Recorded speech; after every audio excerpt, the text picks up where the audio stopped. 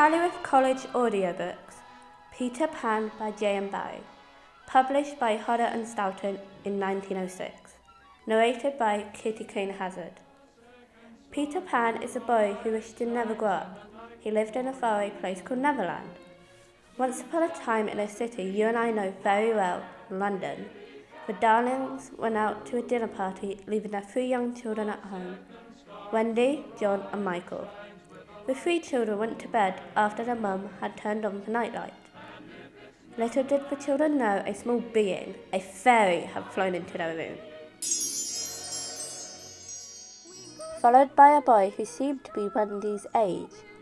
The pair of them seemed to be following a shadow.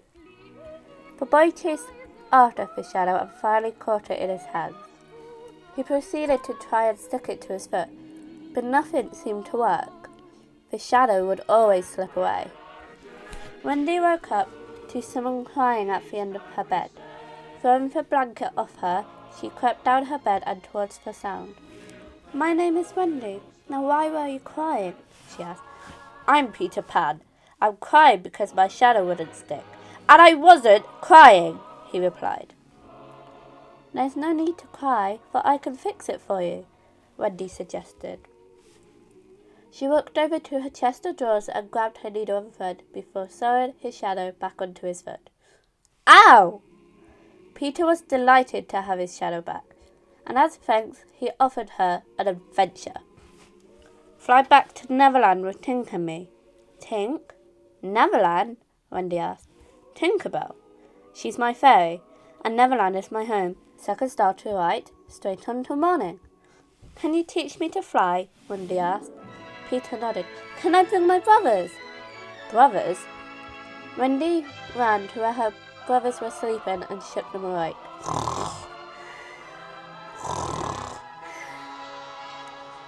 Michael! John! There's a boy here who's to teach us to fly!" Wendy's brothers woke up and stared at the boy, not believing what their sister was saying. Peter smirked before flying around the room. "Teach us to fly?" the boys chorused. Peter grabbed Tink and gently shook her above the darling children's heads. "Faith, trust and pixie dust is all you need to fly," Peter explained, before flying out of the room, followed by the darling children. "Teddy!" Michael cried, flying back into the room to collect his teddy bear. Wendy and her brothers followed Peter and his fairy to their home. Second star to right, straight on till morning. When Wendy saw Neverland, she was in awe. Neverland looked like the places in her dreams. The Lost Boys and Peter weren't the only people who lived on Neverland. There were also Indians, mermaids, and very mean pirates, who was ruled over by the meanest pirate of all, Captain Hook. "See that ship there? That's where pirates live," Peter explained. "Pirates?" Wendy and her brothers chorused, looking at each other, not scared, but very, very excited. "They are ruled over by Hook." The darling children listened, too scared to move on, but didn't want to stop. "He's scared of Neverland's crocodile." "The crocodile bit off his hand, with the help of me, of course," Peter beamed. "The crocodile seemed to like him so much, it never leaves him alone." Peter sat on a cloud and looked over at the place he called home before continuing.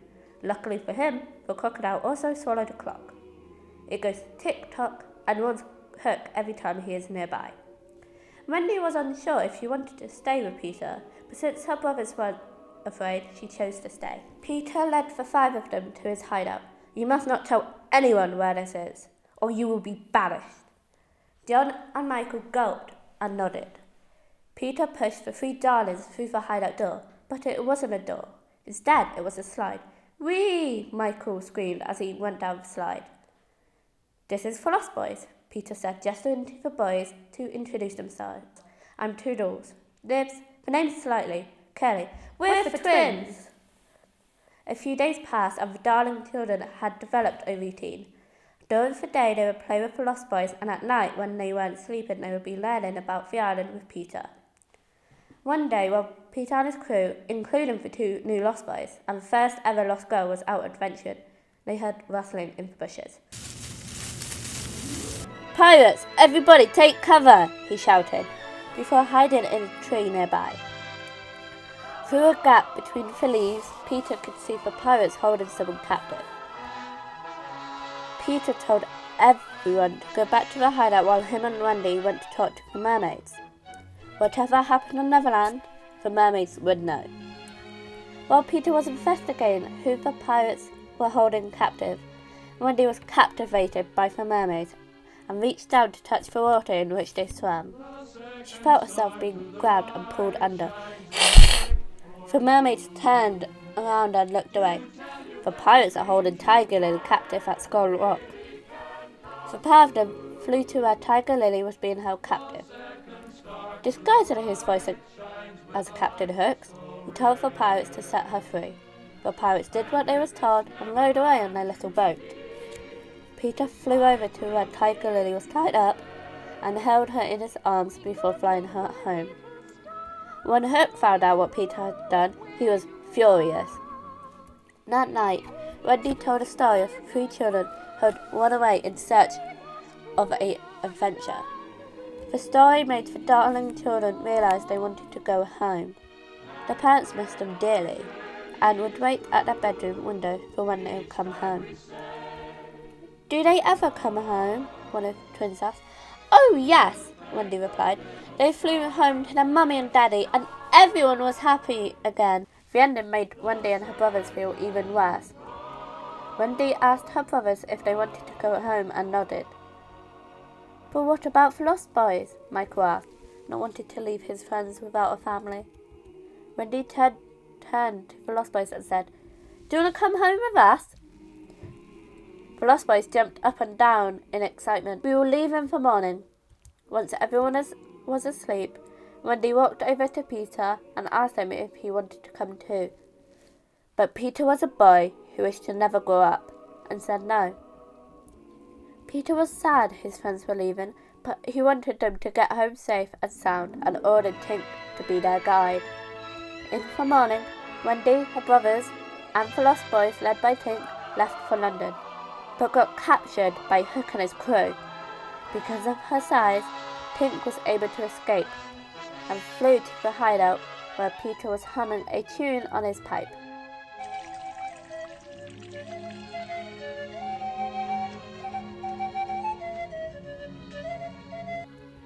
"It's Hook or me," Peter hissed, before flying for Hook's ship for Jolly Roger.